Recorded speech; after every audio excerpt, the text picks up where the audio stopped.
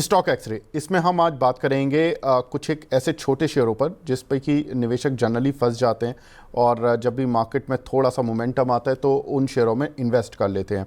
ऐसा ही एक शेयर है हिंदुस्तान कंस्ट्रक्शन, HCC। इस काउंटर को देखिए, ये 26 रुपये आ गया, अच्छा खासा ये घूमने गया था ऊपर और उसके बाद ये सारे शेयर हैं, इनमें छोटे बड़े निवेशक हमारे जो हैं ये बुरी तरह से फंसे हुए हैं। पहले बात करेंगे HCC पर। HCC में क्या करना है सर? सी सी सर, वही है, बाइंग टाइम इसके बाद नीचे आया है, बहुत खींचा तो एक बार पुल बैक में आपको हिंदुस्तान, अरे कुछ और चीज, बहुत खींचा तो पुल बैक में एक बार आपको 32-33 रुपए दे सकता है। बट आपको याद होगा जब बढ़ रहा था तब हमने लास्ट स्टॉप लॉस डिसाइड किया था 32 रुपीज का, कि अगर 32 टूटा तो पहले ये लिक्विडिटी लेने 23 रुपए तक आएगा। तो पहले मेरे को 23 आते हुए दिख रहा है। 8-10 दिन 12 दिन कंटिन्यूस डाउन मूव हो गई है और रिजल्ट भी इसके आस ही पास में है।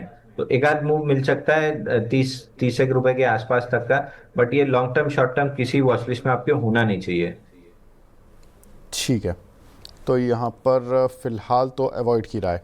RTN पावर, रिजल्ट आए थे, रिजल्ट के बाद पिटाई हो गई शेयर की, अभी क्या करना है? RTM power, power power. पंद्रह सर सोलह आरटीएन रुपये तक पावर, चलता था जी। मेरे को आरटीएन पावर में कोई खास दिक्कत दिख नहीं रही है। वीकली मूविंग ठीक है। एवरेज टेस्ट होना था, जैसे अदानी पावर में था कि वीकली मूविंग एवरेज के लिए रुका था, ऊपर नीचे कर रहा था, मूविंग एवरेज कैचअप। तो ये भी मेरे को ऐसे ही लग रहा है कि मूविंग एवरेज कैचअप करने आया है। बट चूंकि रिजल्ट खराब आ गए हैं, थोड़ा सेंटीमेंट खराब हुआ है। बट इतना भी नेगेटिव रिएक्शन नहीं दिया जितना रिजल्ट खराब था। तो कहीं ना कहीं इंस्टीट्यूशन बाइंग दिख रही है। मैं तुरंत तो बाई नहीं करूंगा, लेकिन वॉच लिस्ट में मेरी बाई की रहेगा। अगर ये स्टॉक 15 रुपए निकालता है तो मैं बायर रहूंगा। अभी मैं एग्जिट की सलाह तो नहीं दूंगा। अगर आपके पास है तो थोड़ा सा महीना 2 महीना इसको समय दीजिए। अगर 15 रुपए किसी दिन ऊपर निकल गया तो फिर अच्छा अपसाइड टारगेट आपको 20% की रिटर्न मिलेगी। ठीक है, कंपनी के नतीजे आए थे, इसमें इंटरेस्ट कॉस्ट इनकी ज़्यादा बढ़ गई है, जिसकी वजह से कंपनी घाटे में आ गई। वैसे कंपनी जनरली फ़ायदा दिखाती थी और इस बार 13 करोड़ का घाटा दिखाया कंपनी ने। अगला counter sir JP power, results इसके भी वीक आए थे और इसमें लेकिन काउंटर पे मूव पीछे इसलिए मिला था कि इसको अदानी ग्रुप शायद JP एसोसिएट ग्रुप को खरीद रहा था, इस वजह से ये काउंटर खुशी में चल गया था, लेकिन अब वहाँ से रिट्रेस हो गया। अभी क्या करें जो निवेशक फंस गए हैं? सर मैं तो हमेशा ही, आपको पता है, जेपी ग्रुप और ये एडीएजी ग्रुप से हाथ जोड़े बैठा रहता हूँ। ब्रेकआउट मतलब फंसाते हैं और उसके बाद खून के आंसू रुलाते हैं। 23 रुपए 75 पैसे पे जिस दिन ब्रेकआउट आया था 351 दिन के कप एंड हैंडल पैटर्न का, तब से आई वॉज वेरी क्लियर कि मैं इस ब्रेकआउट को प्ले नहीं करूंगा। और आप देखिए वर्टिकली फेल होते हुए नीचे आ रहा है। लॉन्ग लिक्विडेशन चल रहा है। लॉन्ग लिक्विडेशन का एक छोटा सा सपोर्ट 1934 पे है और लॉन्ग लिक्विडेशन का टारगेट 16 रुपए 95 पैसे है। तो ये दो लेवल मेरे को आते हुए दिख रहे हैं। मैं कभी भी एडीएजी पैक और जेपी ग्रुप में इसीलिए कभी नहीं ट्रेड करना चाहता हूं। मेरा अगला सवाल ADAG पैक पर था, लेकिन अभी जो अंशुल जी जो निवेशक फंस गए उनको कोई लेवल तो बता दीजिए।